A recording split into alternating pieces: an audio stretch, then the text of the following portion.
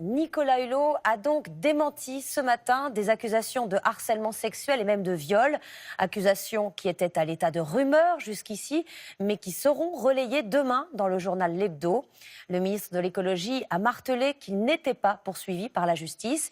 Il a immédiatement reçu le soutien du Premier ministre et du Président. Jean-Baptiste Marteau et Éric Mézy. Visage en apparence serein, Nicolas Hulot vient de quitter l'Élysée avec le soutien du Président de la République. Pourtant, le ministre de la Transition écologique est gravement mis en cause par un hebdomadaire. Ce journal évoque 2 affaires de harcèlement et de viol dans lesquelles il serait impliqué.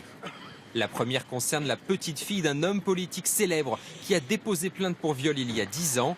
Nicolas Hulot rejette ces accusations. Cette plainte a été classée sans suite.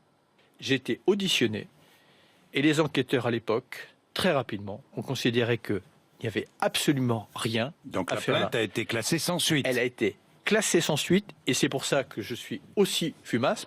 Le magazine évoque également une seconde affaire, celle d'une ex-salariée de la Fondation Hulot, aujourd'hui collaboratrice auprès du président de l'Assemblée. Elle accuserait Nicolas Hulot d'agression sexuelle.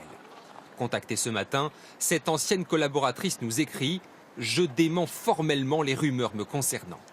Nicolas Hulot a voulu devancer la publication de l'article en s'exprimant dès ce matin.